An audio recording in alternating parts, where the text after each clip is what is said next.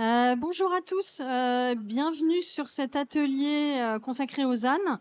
Le thème cette année, c'est quelle méthode pour avancer? Va-t-on collectivement vers un apprentissage de la densification, vers un aménagement plus compact? Donc je rappelle le contexte. La loi climat et résilience a fixé un objectif de baisse de 50% de l'artificialisation des sols d'ici 2031. Et d'ici 2050, il faudra arriver au zéro artificialisation nette. Ça veut dire qu'il faudra compenser tout nouveau mètre carré artificialisé. On n'en est pas là. En attendant, donc, la loi a prévu une territorialisation de ces objectifs de baisse d'artificialisation via les documents de planification, donc via au niveau régional le SRADET, et au niveau local via les documents d'urbanisme, donc les PLU, les PLUI. Et donc, il va revenir aux communes et aux intercommunalités, in fine, de mettre en œuvre cet objectif.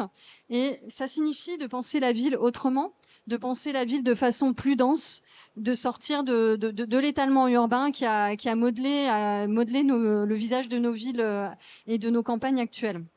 Donc, pour cet atelier, nous sommes avec Brigitte Bariol, déléguée générale de la Fédération nationale des agences d'urbanisme, avec Marc-Olivier Padis, qui est directeur des études du think tank Terra Nova. Terra Nova qui a publié différents travaux sur Lausanne, l'utilisation des sols ou la ville compacte. Et avec Timothée Hubscher, qui est directeur des opérations de Citadia et de Even Conseil. Et donc, vous avez récemment publié une étude qui s'appelle « Repenser le développement urbain à travers le prisme de la sobriété foncière » et un livre blanc sur Lausanne. Voilà. Brigitte Bariol, les agences d'urbanisme, elles sont là pour accompagner les collectivités locales dans la mise en œuvre de cet objectif ZAN. Sur quel point particulièrement vous pouvez apporter votre expertise, vos outils? Bonjour à toutes et tous. Je vois que c'est un sujet qui intéresse. Il y a beaucoup de participants. Alors, les agences d'urbanisme sont des outils d'ingénierie publique qui rassemblent des collectivités et aussi l'État sur les territoires. Il y en a 51 en France et qui rassemblent 1700 salariés. Et leurs missions sont d'accompagner les collectivités territoriales dans des stratégies concertées et donc bien sûr autour de la sobriété foncière et du ZAN. Alors, comment interviennent les agences? D'abord, à travers la connaissance. Toutes les agences ont des dispositifs d'observation territoriale. On dit souvent que les agences sont un peu les mémoires des territoires et notamment avec les nouveaux outils d'observation qui ont été rendus obligatoires par la loi climat et résilience, les observatoires fonciers et de l'habitat. Et puis, les agences interviennent aux côtés des collectivités dans l'élaboration de leurs projets de territoire, mais aussi des documents de planification, donc les SCOT, les PLUI, aussi un peu les SRADET. Et puis, aussi pour passer à l'action concrète, notamment dans des stratégies de sobriété foncière à travers des études de gisement foncier, des stratégies de reconquête de centres-villes ou de centres-bourgs pour déployer aussi le côté opérationnel de la mise en œuvre du ZAN. Et puis peut-être dernier point, c'est aussi une agence d'urbanisme, un lieu de dialogue. Donc autour du ZAN, les agences d'urbanisme et la fédération, nous faisons beaucoup de pédagogie, essayer d'embarquer tous les acteurs parce que c'est vraiment un défi collectif pour trouver un autre modèle d'aménagement. Très bien. Donc on le disait, Suzanne, il va imposer de réfléchir à la conception de la ville autrement. On peut parler de ville dense, on peut parler plein de termes sont posés. Vous, Marc-Olivier Padis, vous parlez notamment de la ville compacte. Qu'est-ce que c'est la ville compacte? Oui, merci. C'est pas pour s'arrêter particulièrement à un terme, mais disons, c'est le contraire de la ville diffuse. Et donc la ville diffuse, c'est la ville qui s'étale, qui a une emprise de plus en plus grande sur les espaces aujourd'hui naturels ou agricoles. Et donc la ville compacte, voilà, c'est une manière de dire comment repenser l'organisation de la ville. Ce qu'il faut avoir en tête, c'est que c'est une opportunité. Cette contrainte du ZAN, c'est aussi une contrainte, mais c'est une opportunité, parce que ça va redonner de la valeur à des espaces centraux, pas forcément de villes, mais aussi de bourgs, qui étaient en perte de valeur. Et donc, ça redonne de la valeur et donc de la capacité d'agir, de prendre des initiatives pour refaire des projets à une échelle effectivement de densité. Quand vous parlez de ces espaces, voilà, vous pensez à quoi exactement? On parle du périurbain qui peut être un gisement de foncier, gisement de ressources, de transformation. Oui, ce que je pense, c'est que en fait, quand on pense densité, on pense tout de suite à la ville. Mais aujourd'hui, on a des centres-villes qui sont déjà assez denses. Et donc, là où il y a une marge de densification plus grande, en fait, c'est dans les espaces intermédiaires périurbains où on a des moyens d'agir. Il y a des études économiques qui montrent que si on veut développer des habitations dans le périurbain, enfin non, en extension, évidemment, ça coûte cher en équipement collectif. Il faut raccorder les réseaux, il faut faire des routes, il faut faire l'évacuation des eaux, les transports en commun, etc. Si on veut ajouter des équipements dans le cœur le plus dense des villes, il y a aussi un surcoût, parce qu'il y a un niveau de densité qui apporte de la complexité, qui fait que c'est compliqué. Et donc, là où en fait c'est opportun, d'un point de vue économique aussi, de densifier, c'est dans les espaces intermédiaires entre les deux, là où il y a déjà des équipements, mais où il y a de la possibilité de rajouter du logement en utilisant déjà les réseaux qui sont en place. D'accord. Timothée Hubscher, vous dans les zones qui sont déjà denses, dans les centres-villes, les centres métropolitains, où est-ce qu'on peut encore se développer? Qu'est-ce qu'on peut trouver comme gisement de possibilités? En fait, je pense qu'il faut considérer le ZAN, on le relie beaucoup à la construction et à la densité, et je pense que ça doit interroger aussi la question de la densité des usages. Et on a un patrimoine immobilier qui existe, qui est compliqué en fait à reprendre en main, sinon on l'aurait fait. Hein, si c'était simple de réinvestir le logement vacant, on l'aurait fait. Si c'était simple de sortir les friches, on l'aurait fait. Ce que nous impose cette réflexion, c'est, vous l'avez dit, reposer un regard sur ces espaces-là et trouver les moyens en fait de le réinvestir. Vous disiez que un certain nombre de bourgs étaient denses. Il y en a même qui sont trop denses par rapport aux usages que viendrait chercher une certaine population dans des territoires ruraux où on attend un extérieur, pouvoir garer sa voiture, parce que même si on va changer de typologie de voiture, il y a un certain nombre de territoires, on va continuer à l'utiliser. Et donc ça pose des vraies questions de l'ambition d'arriver à faire le ZAN et de comment on se donne les moyens pour le faire. Ça pose ces questions-là parce que, en fait, faire du curetage, ça coûte et ça n'apporte pas de valeur. Faire de la renaturation aussi, d'ailleurs. Donc, ça pose un certain nombre de modèles de comment on se donne les moyens de l'ambition du ZAN et comment on ouvre dans des secteurs qui sont aussi détendus, qui sont toute une partie du territoire, la capacité à réinvestir cet immobilier, ces espaces qui sont aujourd'hui sous-occupés. Globalement, quand on regarde les choses, le renouvellement urbain, on en fait beaucoup dans un certain nombre de secteurs où on a une dynamique foncière et on arrive à monter des projets économiquement pour investir ces espaces-là. Sur les marchés tendus. Sur les marchés tendus. Dans un certain nombre d'autres secteurs, c'est beaucoup plus complexe. Et donc, la question du ZAN, c'est absolument nécessaire pour des questions de préservation de biodiversité, c'est nécessaire pour des questions de souveraineté alimentaire, ça répond à un certain nombre d'enjeux extrêmement importants. Mais ce qu'il faut mettre au regard de ça, c'est de se dire, si on veut sortir du il n'y a qu'à réinvestir ou densifier ces secteurs-là, sachant qu'encore une fois, ça ne passera pas que par la densité, ça passera ou par la densité des usages, de réinvestir des secteurs qui sont déjà bâtis. Et ben en fait, ça nécessite qu'on travaille sur la manière dont on réinvestit ces lieux-là. Et il y a un certain nombre d'outils qu'il va falloir inventer. Des outils de portage de foncier sur le long terme, des outils sans doute foncière logement vacant, et tous ces sujets-là qui vont permettre aux élus avec les établissements publics fonciers, de travailler.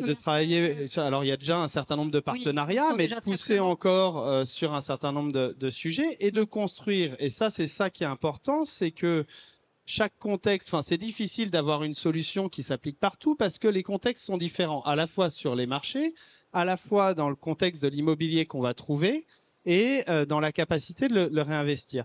C'est un vrai diagnostic en fait qu'il faut pousser sur ces sujets-là pour construire aussi des outils, et il va falloir compléter, mobiliser mieux certains outils, mais compléter les outils pour que chaque territoire puisse s'inscrire là-dedans. Mais donc mon propos, c'est de dire oui, il y a le réinvestissement et la densification de certains secteurs.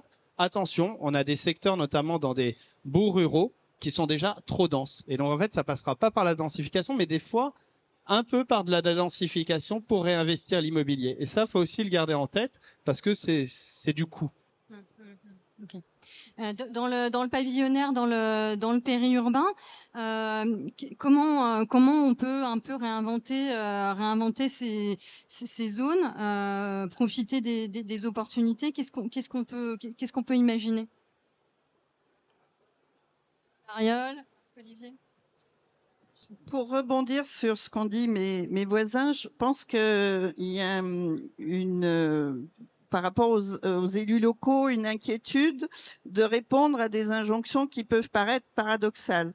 Le ZAN, mais en même temps construire plus de logements, en même temps avoir des espaces naturels, se préserver des îlots de chaleur. Donc il y a une difficulté de méthode. Je pense que par rapport à une stratégie de sobriété foncière, il faut arriver à révéler le foncier qui est invisible. Alors dans les centres-villes ou bourgs, il y en a notamment avec des capacités de réinvestissement soit de logements, soit de bâtis vacants, des friches, des possibilités de surélévation.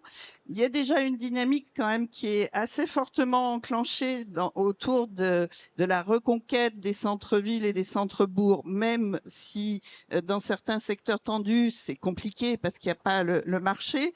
Là où effectivement, il nous semble qu'il y a vraiment quelque chose à faire, c'est dans le périurbain, parce qu'on a moins d'actions public et pour une densification intelligente du périurbain, c'est un travail dans la dentelle. Si on laisse faire du démembrement un peu tout venant, on risque de perdre beaucoup en qualité. Donc il y a des modèles économiques à trouver qui permettent d'avoir peut-être des parcelles plus petites et donc du logement abordable pour des jeunes couples par exemple, et en même temps de permettre que ceux qui ont vendu ou qui ont démembré puissent réhabiliter un bâti qui énergétiquement est souvent de mauvaise qualité. Donc il y a tout un travail de modèle économique, de modèle urbain qui nécessite une action publique, de la conception fine, on est dans la dentelle, et qui appellerait une stratégie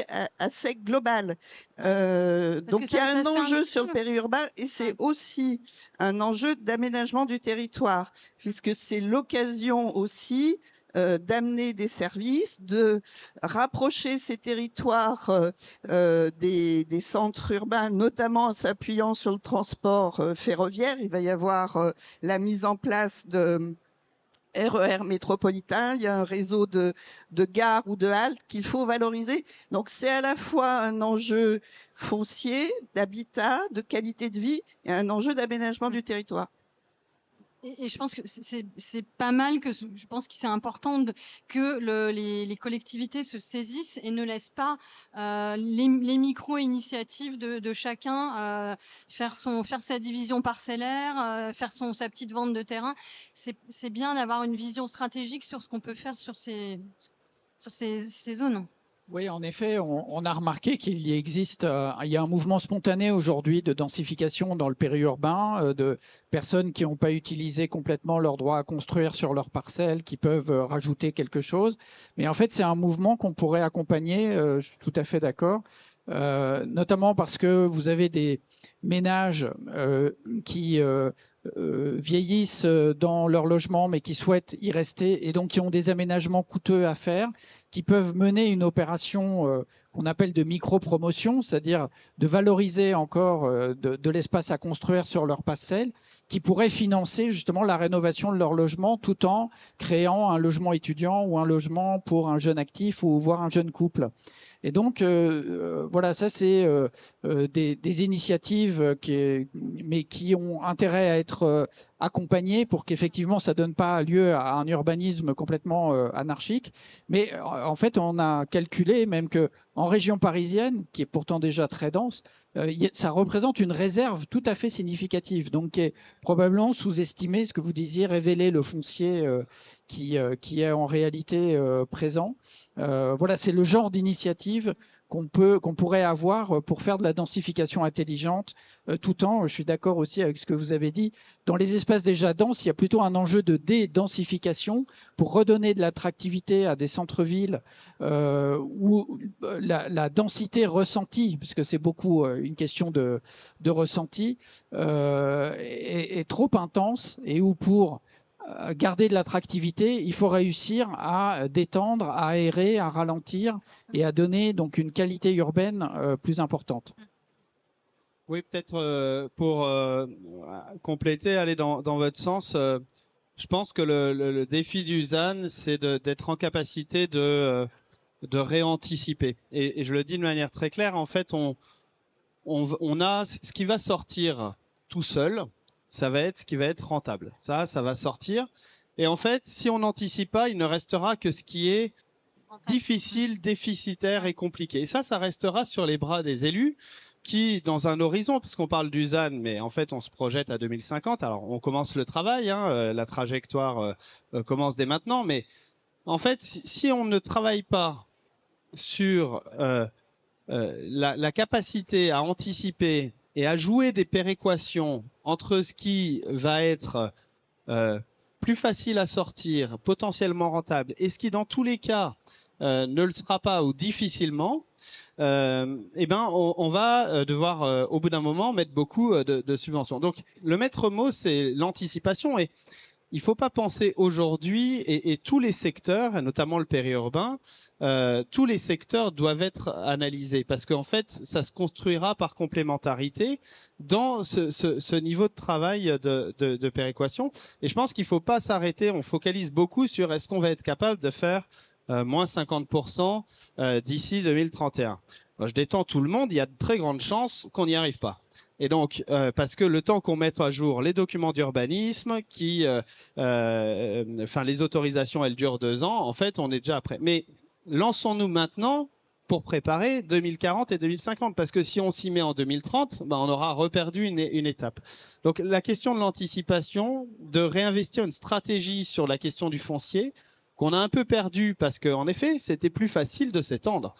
C'était moins coûteux, voilà. Donc on l'a un peu perdu, cette planification à long terme, plutôt avec des coûts à court terme. Ça, pour le coup, c'est une exigence de retravailler aujourd'hui.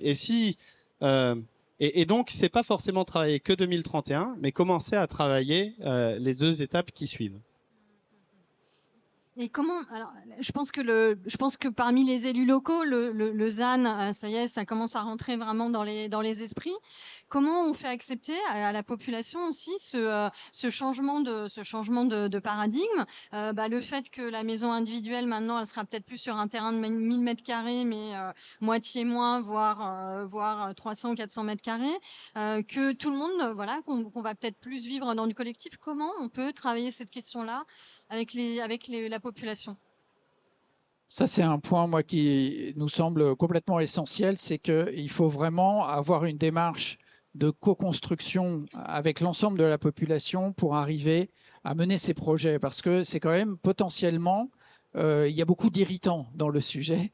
Et donc, il faut anticiper là aussi en menant des travaux collectifs, pas simplement de concertation, mais véritablement de co-construction qui tiennent en compte les habitants présents, mais aussi des habitants futurs qui peuvent venir s'installer pour que les territoires ne soient pas en déclin.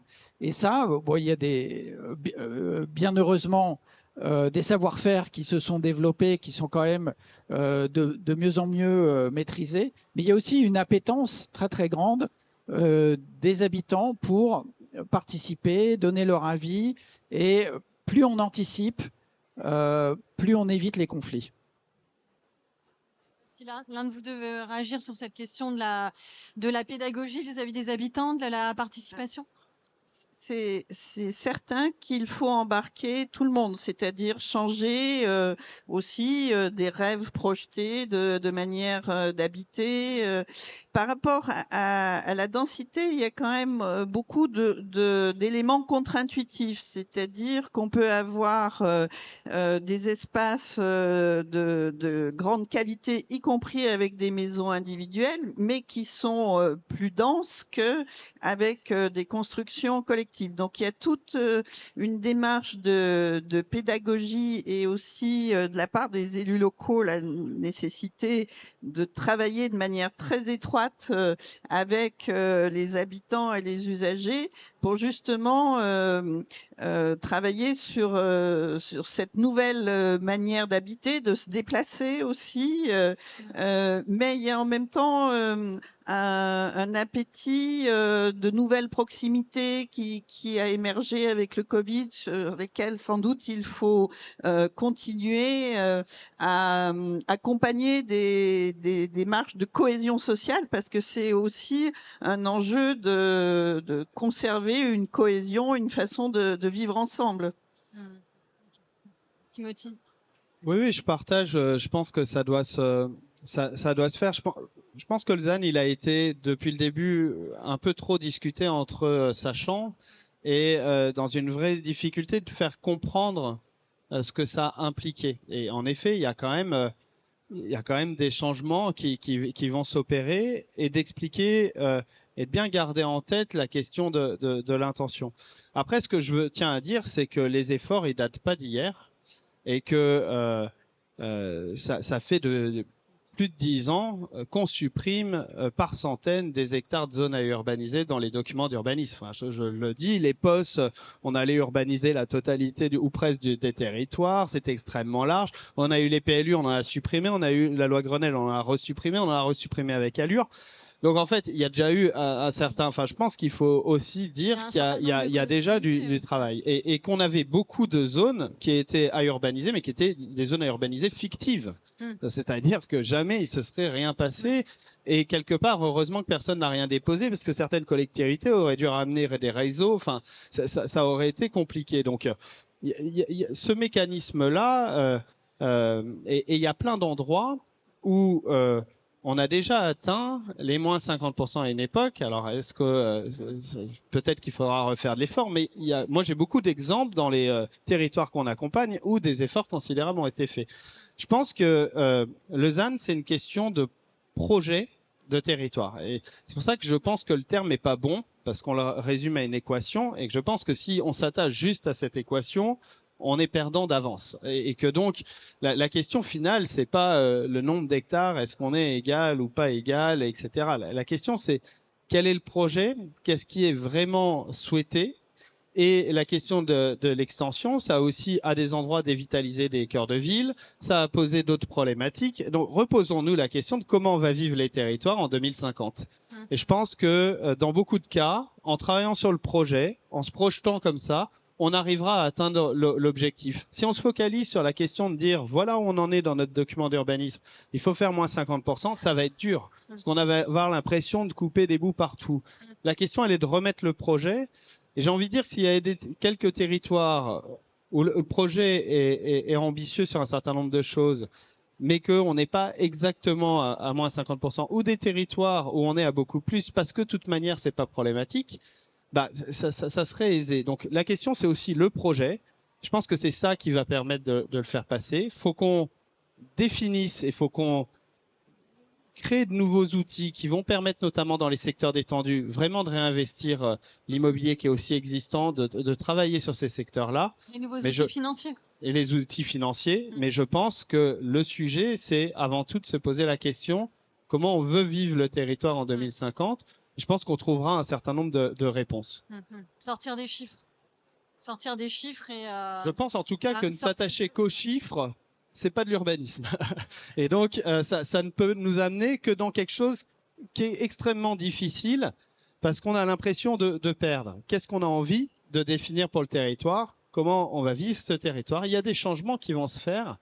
Il y a eu un réinvestissement, enfin les centralités ont été remis à l'honneur à travers des programmes Action Cœur de Ville, Petite Ville de demain. Il y a des choses à faire. Après, il y a encore des outils, notamment financiers, qui posent la question de la fiscalité, qui posent la question d'outils de portage, qui posent d'autres questions dont il va falloir qu'on trouve des réponses pour accompagner aussi les territoires où le marché est détendu à réinvestir les secteurs. Mais je pense qu'avant tout, s'il y a du projet, on trouvera les outils. Par contre, on essaye juste de rentrer dans la règle, l'équation. Je pense qu'on aura beaucoup de mal. Et vous me disiez aussi 2031 certes, mais après il va y avoir 2050 qui va aussi arriver assez vite. Est-ce qu'il faut aussi déjà anticiper cette échéance-là? 2050, ce sera la compensation, ce sera la renaturation. Est-ce qu'il faut déjà y penser? Alors, il y a la question de la compensation qui est intéressante. Alors, question préalable, avant de pouvoir compenser, il faut savoir ce qu'on compte. Or, on ne sait pas encore ce que c'est qu'un sol artificialisé, donc il va falloir en savoir plus là, et peut-être que d'étendre un peu les critères, parce que jusqu'à présent, ils ont été peut-être assez maximalistes, ou en tout cas introduire plus de souplesse dans les critères. Bon. Et après, la question de la renaturation, elle est assez intéressante.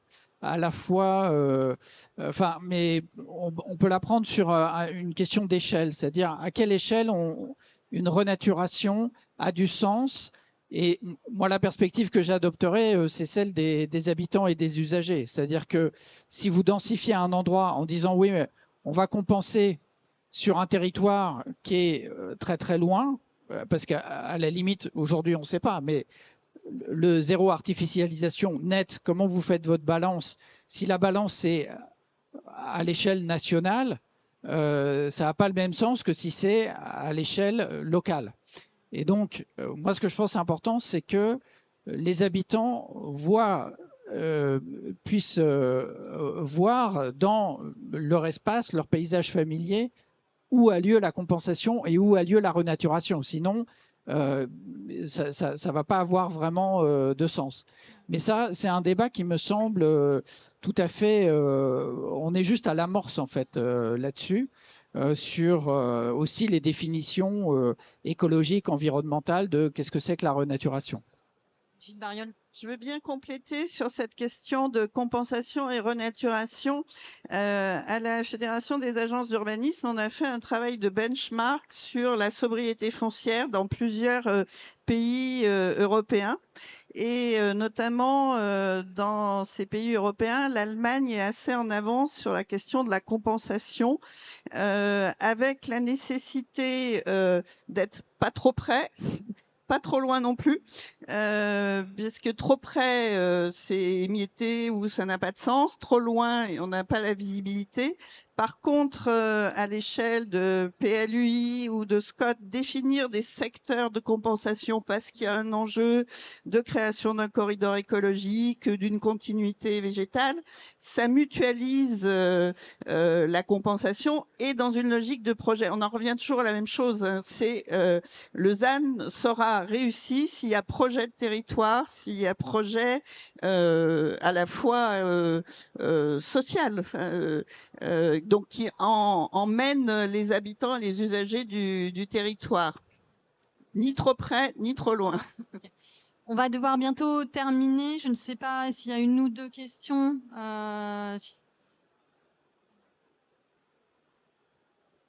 Oui. Alors.